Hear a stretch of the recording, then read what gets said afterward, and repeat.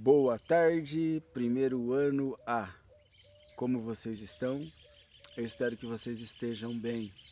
Eu estou bem e, claro, com muitas saudades de vocês, mas muitas saudades do nosso contato em sala de aula, da rotina do trabalho dentro da escola. Vocês não imaginam a saudade que eu tô. É claro que a gente sabe que a gente vai ter que segurar essa saudade por mais um pouquinho, né? Porque ainda não nos é seguro voltar para a escola. A gente sabe disso, né? E claro, eu me sinto realmente muito agradecido por não ter que me expor, né, no meu local de trabalho, colocar-me em risco, colocar em risco a minha família. Sou muito agradecido por isso, mas eu sei o quanto que faz falta a escola. E eu imagino que você também deve estar aí com um pouco de saudade, certo? Do seu relacionamento com os teus colegas, do relacionamento com os professores, as professoras. Eu sei que você sente saudade disso tudo, porque a escola é parte da nossa vida. É parte da minha vida porque eu sou professor e é parte da sua vida porque você é um estudante, uma estudante. Talvez, quem sabe, né, a educação não seja parte de toda a tua vida. Eu sou muito agradecido porque a educação faz parte de toda a minha vida. E é muito provável que eu não vou ter outro trabalho. É muito provável que eu não vá procurar outro trabalho que não seja o trabalho de professor. Então a educação sempre vai estar presente na minha vida. E olha, eu vou dizer uma coisa para você. Eu sou extremamente, mas eu sou muito agradecido por conta dessa realidade. E como isso é uma realidade na minha vida, então eu tenho que dizer que eu sinto falta da escola, eu sinto falta do ambiente escolar, eu sinto falta dos meus alunos, das minhas alunas.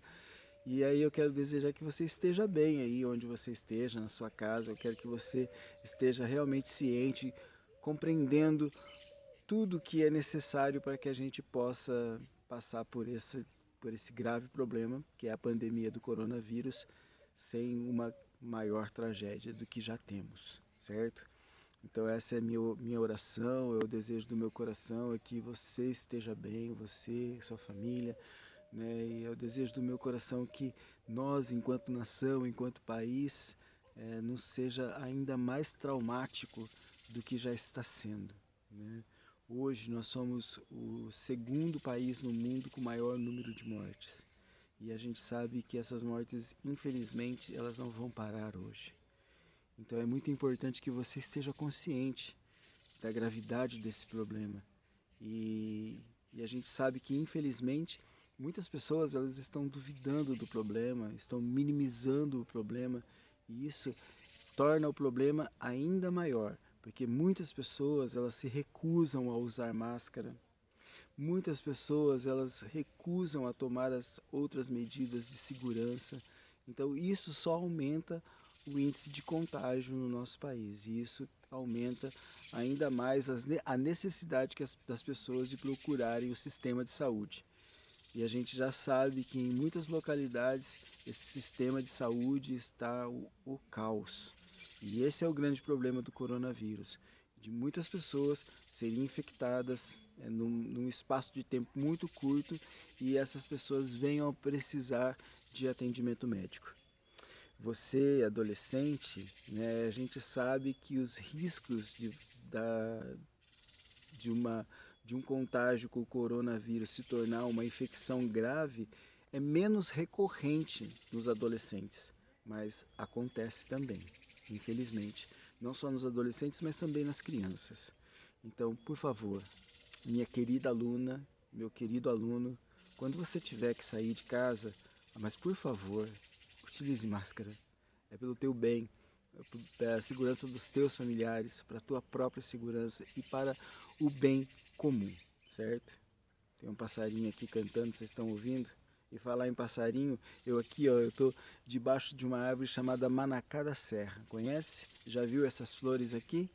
Olha, se você notar aqui para esse manacá, eu vou tentar erguer aqui um pouquinho o tripé para que você possa ver como é que esse manacá está. Ele está lindo demais. Tá vendo? Agora vamos tentar voltar aqui para onde nós estamos. Esse manacá da serra, se você percebeu, ele tem flores de três cores. Notou? Então, é claro, assim, e vou contar um segredo do manacá para você. As flores, elas não nascem de três cores diferentes. Todas as flores dessa árvore nascem brancas. Aí elas, durante um período da sua vida, elas ficam brancas, depois elas ficam rosas e quando elas estão próximas a cair da árvore, elas estão bem roxas, né? Um lilás mais forte, melhor dizendo assim. É uma árvore exuberante. Se você for para o litoral, preste atenção quando você estiver descendo a serra, né? Quando você vê aquelas montanhas, as encostas assim, preste atenção que você vai ver muito dessas árvores aqui, né? Porque aí você vai reconhecer as árvores com flores de muitas cores. Esse é o Manacá da Serra. E quando você for descer o litoral, você vai passar pela serra e lá você vai ver muito deles. Preste atenção nisso, eles são lindos. Bom, vamos voltar a falar então agora de filosofia e falar um pouquinho do nosso primeiro bimestre. Bom, gente, eu tenho uma coisa muito séria para tratar com vocês. Olha, eu sei que a grande parte de vocês, a maior parte dos alunos do primeiro ano, infelizmente, uma grande parte dos alunos não realizaram as atividades que foram propostas nesse período de isolamento social. Gente, olha, eu sei que pode parecer uma loucura da minha cabeça, mas olha, eu vou dizer que eu suspeito que vocês orquestraram isso, que vocês fizeram um combinado. De certa forma, esse tipo de combinado, esse tipo de orquestramento, desse plano que vocês elaboraram, isso, de certa forma, para a filosofia, se eu for analisar como professor de filosofia, eu vou dizer que isso, olha, é muito legal. É verdade. Apesar da atitude de vocês, da decisão de vocês tomarem a atitude de não fazer, não seja uma coisa legal, a atitude em si, né? Não a decisão, mas a atitude de se organizar, a atitude de tomar uma decisão, vocês, né, enquanto protagonista, isso é muito legal. Mas nem sempre a gente toma umas decisões coerentes. E eu particularmente acredito que essa decisão de vocês, ela deve ser revista. Sim, ela deve ser revista. Eu particularmente eu penso isso. Tá? Então eu acredito assim, a gente não sabe quanto tempo a gente vai ficar em isolamento social. E diante do que a gente vê no Brasil hoje, né, esse desgoverno, diante do que a gente vê, né, em relação à atitude das pessoas. Então a gente não sabe como essa doença vai se portar ainda no Brasil. Infelizmente, se a gente for olhar e analisar os dados dos cientistas, das pessoas que são especialistas em doenças contagiosas, como é o caso da Covid-19, se a gente for olhar para o que essas pessoas dizem, assim, a gente está bem feio na foto. Então a gente não sabe quanto tempo isso vai durar. Então é importante que assim, se você não sabe quanto tempo isso vai durar, talvez a estratégia de vocês de não fazer nada agora para fazer tudo depois, talvez isso vá realmente causar graves consequências na tua aprendizagem. É sério. Esse tipo de trabalho remoto, ele já está causando isso. Mas é o mínimo que a gente pode fazer, né? É o pouco que a gente pode fazer. E se você não faz esse pouco que a gente está tentando fazer, colocar para você, então isso ainda vai trazer consequências ainda mais drásticas à sua aprendizagem, né? Então, assim, nesse segundo bimestre, a Secretaria da Educação do Estado de São Paulo, ela está inovando em alguns sentidos nesse. Agora é passarinho, é cachorro, é carro passando. Esse é a questão do trabalho em casa.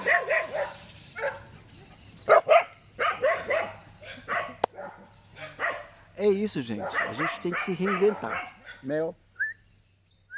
Dobby. A gente tem que se reinventar.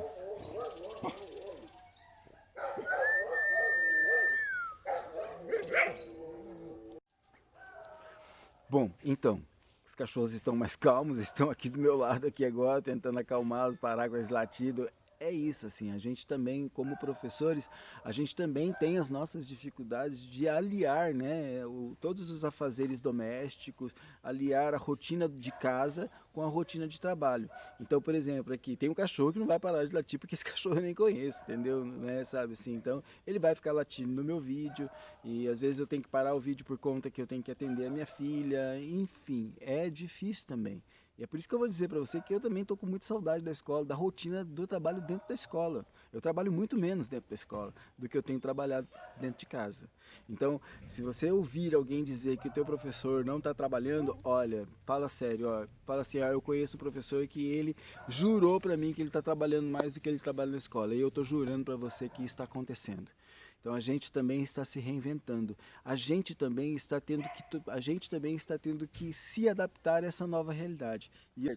Então agora vamos mudar de assunto. Vamos falar de filosofia.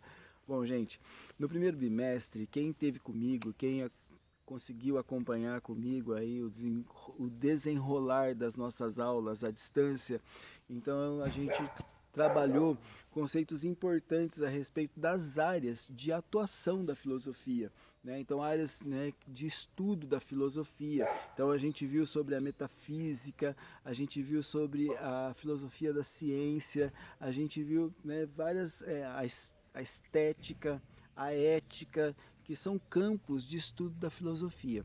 Durante os teus 3 anos de ensino médio, você vai adentrar, né, um pouco dentro de cada uma dessas áreas, entende? Então é importante que você esteja atento e, claro, eu também, para que você perceber qual campo da filosofia que a gente está adentrando de acordo com os estudos que a gente está fazendo, certo? Então, a gente viu isso no primeiro bimestre e agora no segundo bimestre a gente vai compreender, né? A gente viu lá os campos da filosofia, agora a gente vai adentrar os outros campos de conhecimento fora da filosofia, né? E que essas sabedorias, né, como é esse conhecimento, eles podem coexistir, né, eles podem existir juntamente. Então o tema das nossas aulas vai ser a filosofia e outras formas de pensar, ou filosofia e outras formas de conhecimento, tá certo? E a nossa aula de hoje traz, né, uma introdução a essas outras formas de pensar, essas outras formas de conhecimento. Então aí eu vou citar aqui, por exemplo, a mitologia, vou citar para você a religião, o senso comum, a ciência e a arte. Isso são formas de conhecimento. Aí você vai me dizer, mas a mitologia é uma forma de conhecimento, é uma forma de se pensar? Sim. Né? Então veja que antes da filosofia nascer na Grécia, lá no século 6 antes de Jesus, né? 600 anos antes de Jesus, né? Quando essa filosofia nasce, ela vem para tentar explicar de forma racional aquilo que era tentado explicar através, aquilo que se tentava explicar através da mitologia. O que a mitologia tentava explicar? A mitologia grega tentava explicar a origem do mundo e de todos os seres, né? Como o mundo havia sido criado. Então, se você for pegar para estudar a mitologia grega, você vai lá descobrir a respeito de Cronos, você vai descobrir a respeito de Zeus e outros deuses como Poseidon, Afrodite, você vai saber sobre Hermes, enfim, são muitos, né? Você sabe que a mitologia grega, tem tem uma dezena de deuses, né? E daí tem uma infinidade de semideuses, de heróis mitológicos. Quem já assistiu Percy Jackson está um pouco por dentro do que eu estou falando, né? Se você não assistiu Percy Jackson, é legal. Se você quiser ler, eu acho que é melhor ainda, né? Então, assim, por exemplo, eu tenho um livro aqui que eu gostaria de mostrar para vocês aqui, ó, que é um romance da filosofia. Vocês já ouviram falar desse livro aqui? O Mundo de Sofia, o romance da filosofia. Bom, esse livro aqui é bastante legal, né?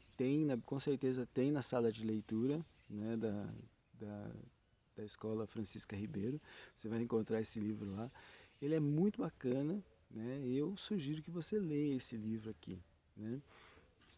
Por que eu estava falando desse livro? Por que eu estava falando desse livro? Por quê? Porque esse livro traz uma introdução muito legal a respeito do que é o mito, né? Do que significa a mitologia, né? E aí ele vai trabalhar não com a mitologia grega, mas ele vai trabalhar com a mitologia nórdica, né? Que é dos países que estão ao norte da Europa. E aí ele vai falar um pouquinho sobre Thor. Você já ouviu falar de Thor? Claro que você já ouviu falar de Thor. É aquele deus que roda o martelo e do martelo dele saem raios e trovões. Exatamente. Thor faz parte da mitologia nórdica. Então, claro, a mitologia ela não só existia na Grécia, claro que não. A mitologia, a gente pode dizer que a mitologia existe nos quatro cantos do planeta, né? Ela existe nos quatro cantos do planeta. Se você for para o Oriente, você vai conhecer, se você for para o Oriente, você vai conhecer as mitologias lá do Oriente. Então, lá o Oriente também é recheado de mitologia, de histórias, né? De deuses com cabeça de elefante, né? E de deuses com 6 braços, enfim. Né? É uma riqueza muito grande. A mitologia é de uma riqueza muito grande, certo? Então, assim, quando a gente fala de mitologia, a gente não está falando se aquilo é certo, se aquilo é verdadeiro, se aquilo é errado, porque a mitologia, ela é um vasto conhecimento. Então, as histórias mitológicas, elas existiam para quê? Para passar uma lição de moral, para dar um ensinamento, para trazer um conhecimento às pessoas. Entendeu? Então a mitologia ela servia, claro, para acalmar os anseios da humanidade a respeito da onde que ela havia, de como havia sido criado os seres humanos, de como havia sido criado o mundo. Então a mitologia ela servia para acalmar esses anseios por conhecer, para saber de si, para saber do mundo. Né? É claro que assim, as explicações que eram dadas pela mitologia nenhuma delas eram científicas, eram explicações mitológicas, mas nem por isso, nem pelo fato de não ser explicações científicas, não significam que elas não tenham valor, entendeu? Compreende? Então, assim, a mitologia, as histórias, né, dos deuses e dos heróis gregos, eles sempre traziam uma forma de aprendizado, né, melhor, um ensinamento, né, através de uma lição de moral, né, então ele sempre trazia esse ensinamento. E é claro que isso era e é muito importante para o nosso conhecimento, certo? Bom, mas o que é o mito? São narrativas utilizadas pelos povos gregos antigos para explicar fatos da realidade. Então quer dizer que não só povos gregos, né? Para explicar fatos da realidade e fenômenos da natureza, as origens do mundo e do homem, que não eram compreendidos por eles. Os mitos se utilizam de muita simbologia, personagens sobrenaturais, deuses e heróis. Para trazer um pouquinho da importância do mito, eu vou tratar aqui um pouquinho com o mito de Édipo. Vocês já ouviram falar? Então, a história de Édipo é uma história muito interessante. O pai de Édipo, né, Laio, ele era o rei de Tebas. E quando ele soube que a sua esposa estava grávida, ele foi até o oráculo de Delfos, né? Então Delfos é um templo dedicado ao deus Apolo, e ele foi conversar com o oráculo. Quem era o oráculo? Era o sacerdote maior lá do templo de Apolo. E esse cara era o oráculo, é conhecido como por ser o adivinho, aquele que adivinha o futuro, o destino, aquele que sabe, que lê o destino das pessoas. Então Laio foi lá conversar com o oráculo sobre o nascimento do seu filho. E aí ele sai de lá traumatizado, ele sai de lá chocado. Por quê? Porque o oráculo do templo de Delfos olha para Laio e diz assim: meu caro Laio, o teu filho vai te matar. Sério, ele vai te matar. E, depois de te matar, ele vai casar-se com a sua própria mãe. Ele vai casar com a tua esposa depois de te matar. Esse vai ser o destino do teu filho. Então você imagina o choque que Laio, como é que Laio saiu de dentro do templo de Delfos. Ó, vou dizer uma coisa pra você, tudo isso é mitologia, viu gente? tá?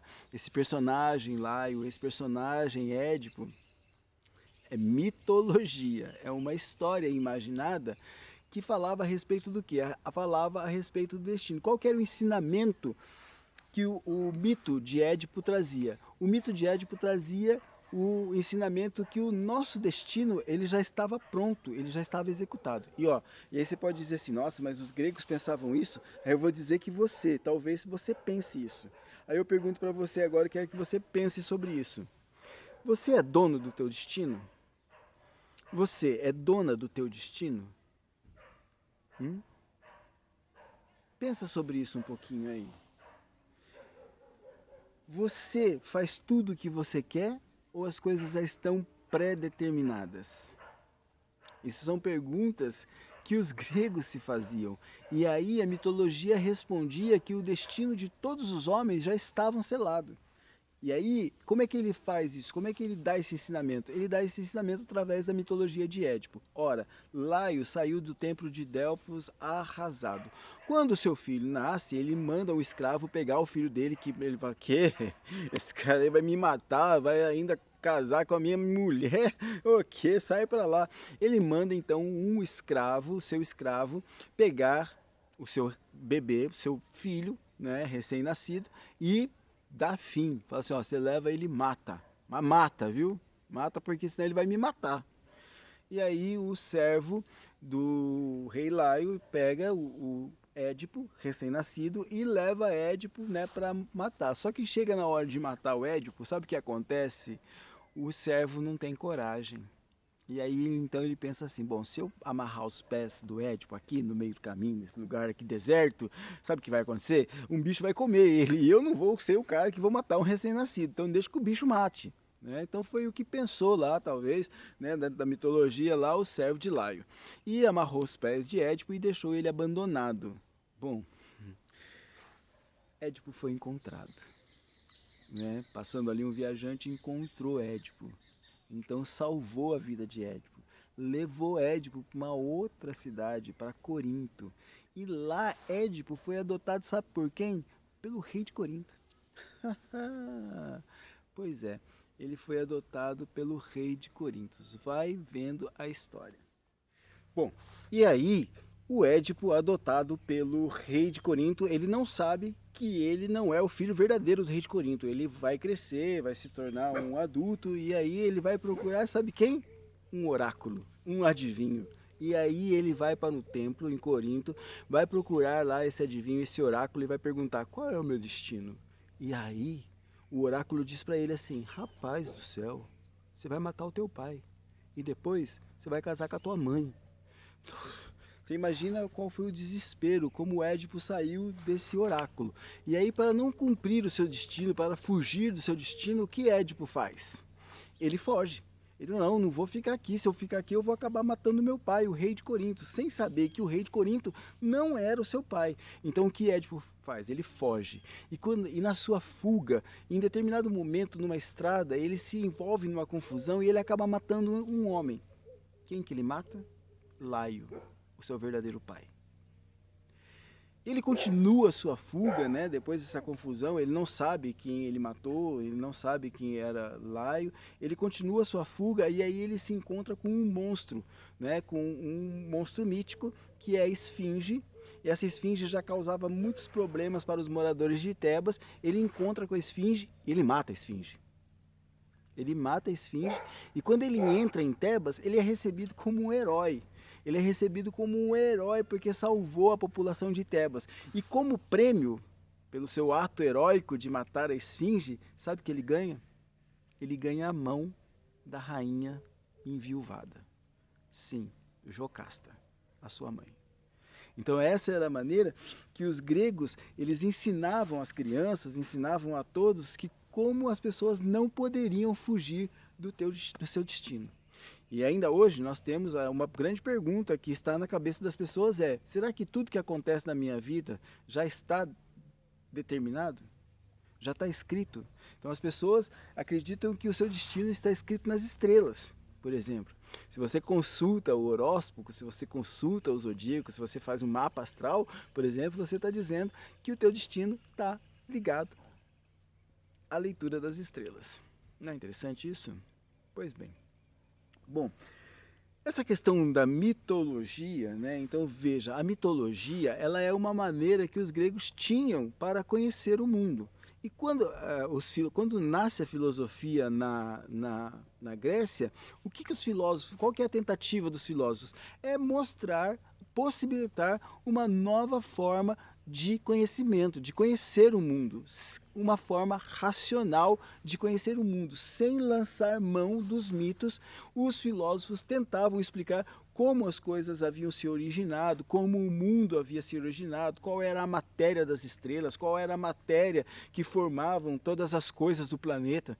Então esse era o interesse dos filósofos. Eles queriam conhecer o mundo sem conhecer o mundo através da mitologia. Então veja, por isso que a mitologia é uma forma de conhecer, é uma forma de conhecer o mundo. E aí a filosofia é uma outra forma de conhecer o mundo, proposta pelos filósofos na tentativa de conhecer o mundo sem utilizar da mitologia. E aí a gente tem a religião, que é diferente. Olha, mas a religião, de certa forma, ela está ligada, como eu já disse, ela está ligada à mitologia. Quer um exemplo? Por exemplo, nós temos mitos. Nós acreditamos em mito. Ó, lembrando a você que quando a gente fala de mitologia, a gente tem que entender que mitologia, de certa forma, né, guardada as devidas proporções, as devidas diferenças, né, a mitologia era uma forma de religiosidade grega. Então veja, templos eram erguidos para cultuar Apolo, templos eram erguidos para cultuar Afrodite, templos eram erguidos para cultuar Poseidon. Então eram deuses. Além dos deuses, tinham os semideuses. Além dos semideuses, tinham os heróis, todos eles míticos, né? Então, e nós temos nossos mitos? Então, como a nossa tradição religiosa está ligada ao cristianismo, eu quero dizer que nós também temos vários mitos para conhecer o mundo. Então, tem pessoas que elas conhecem o mundo, e o mundo que elas conhecem foi criado por um ser sobrenatural que criou a Terra.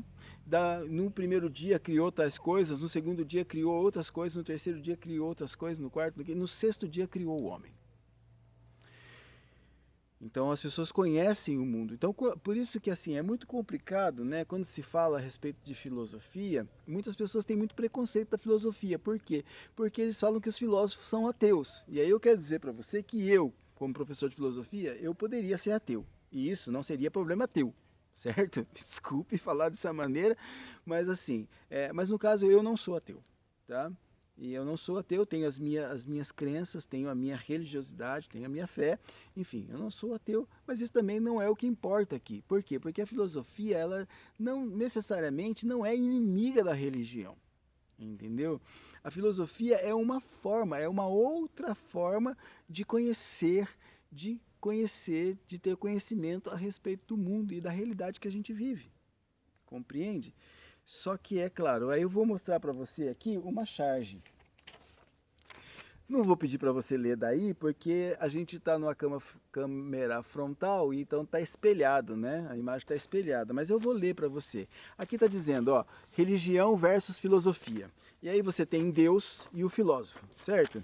E aí você tem, na verdade, você tem um religioso e você tem um filósofo. E aqui o religioso diz assim para o filósofo, eu possuo respostas para suas perguntas. E aí o filósofo olha para o religioso e diz assim, eu possuo perguntas para a tua resposta.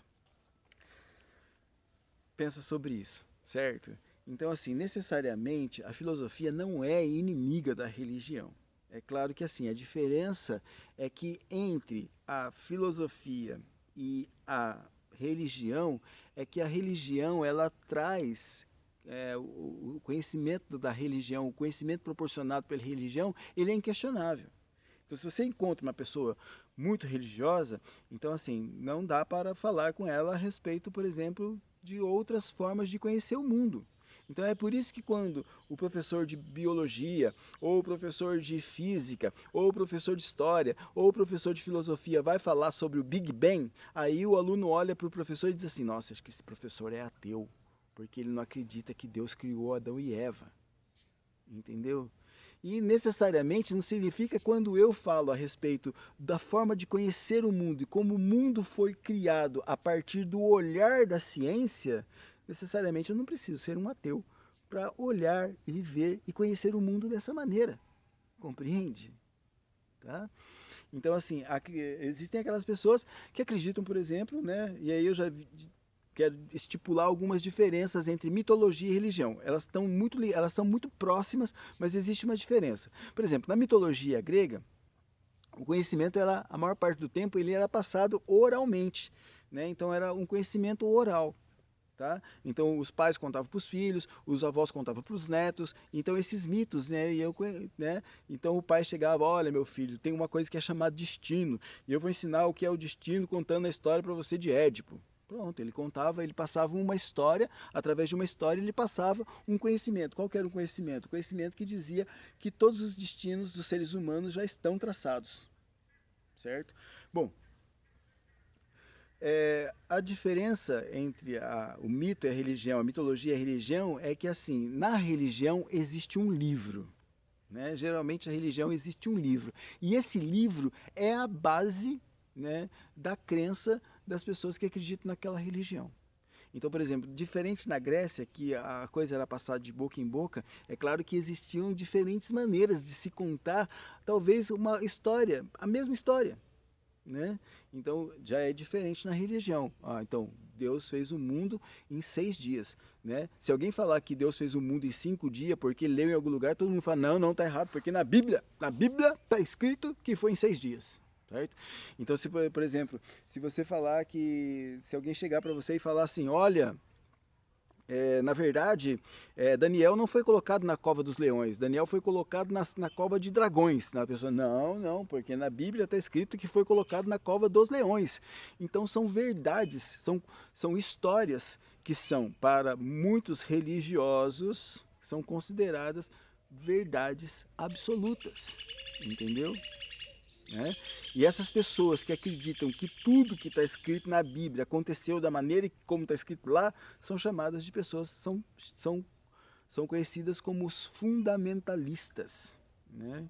Que interpretam a Bíblia ou interpretam o livro de uma outra religião ao pé da letra. Então, para você achar que eu estou zombando da religião cristã, olha, não estou fazendo isso, eu não tenho interesse algum de zombar da religião cristã, porque eu também faço parte das minhas crenças, elas estão diretamente ligadas ao cristianismo. Por quê? Porque não dá para fugir muito, né? Como se diz aquele ditado que diz assim, olha, o fruto não cai muito longe da árvore. Né? Então eu sou um fruto de uma cultura cristã. Eu sou fruto, e você também é fruto de uma cultura cristã. Então a gente não foge muito das características do cristianismo. Né? Enquanto pensamento, enquanto costumes, enquanto regras morais, a gente está no mesmo barco, nesse ponto aí. Tá certo?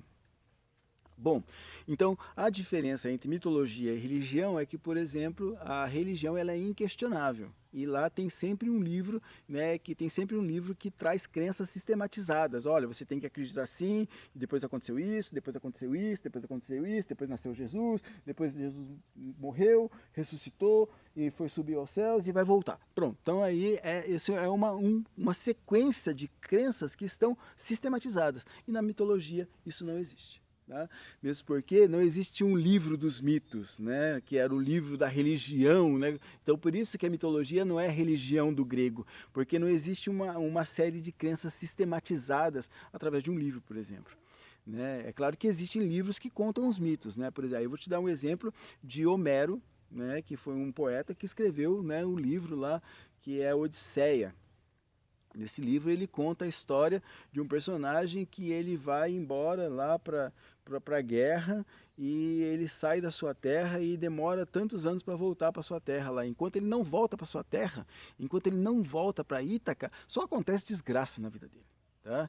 E essa história servia para contar que Ulisses, que é o personagem, enquanto que ele não volta para o lugar que é determinado para ele, ou seja, enquanto ele não volta para o lugar que o destino determinou para ele, só acontece bobagem na vida dele.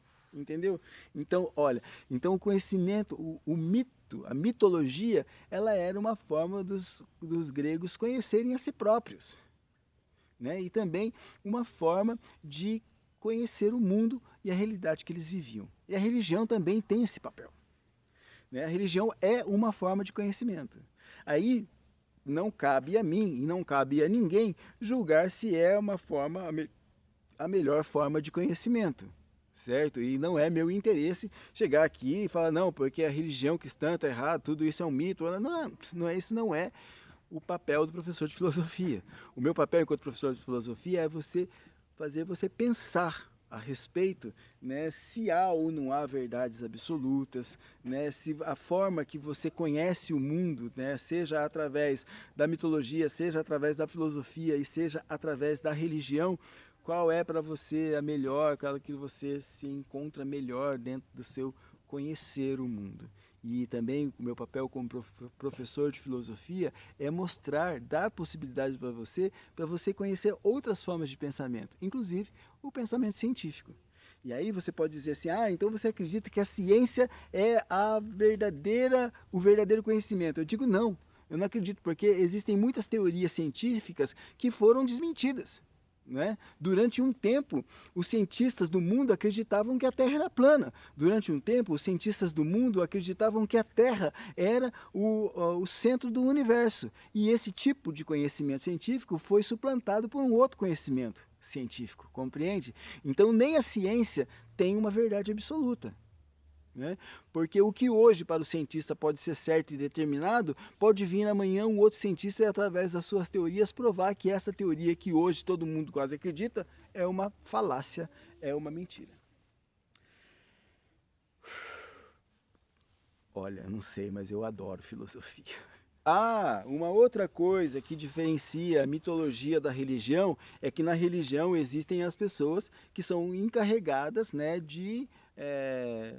vamos dizer assim, tem lá os sacerdotes, os padres ou os pastores, né?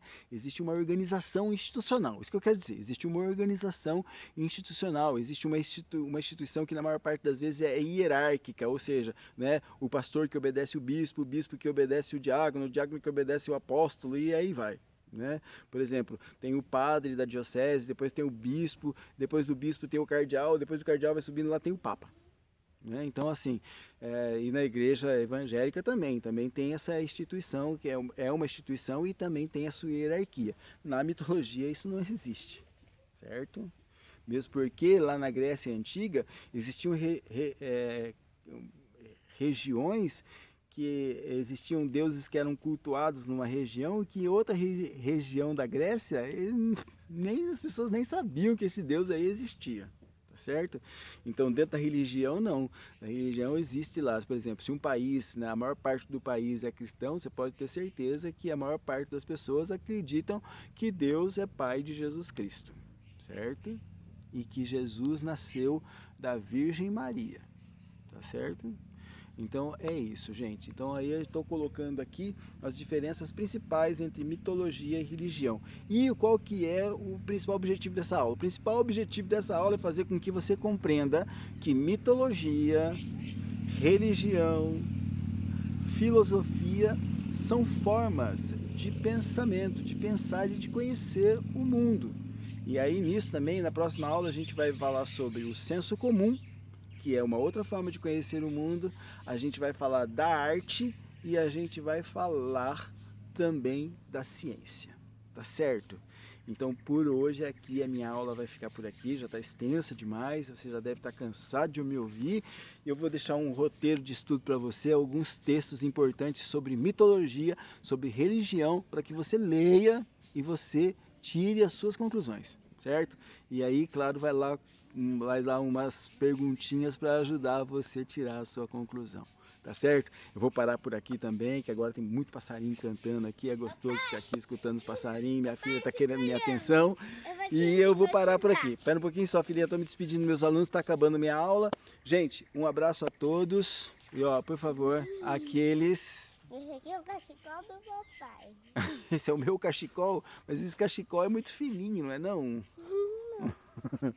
Bom, dá um oi para todo mundo, falar olá, gente. Oi. Bom, então a gente vai ficar por aqui, ó, não deixe de fazer lá as questõezinhas que eu vou passar para você, tá bom? Ó, forte abraço, fique bem e se tiver que sair de casa, por favor, Maiara, Tá bom. Se tiver que sair de casa, por favor, saia de máscara, tá certo? E não deixe de tomar cuidado, tá bom? Te quero bem e te quero vivo. Forte abraço e até mais.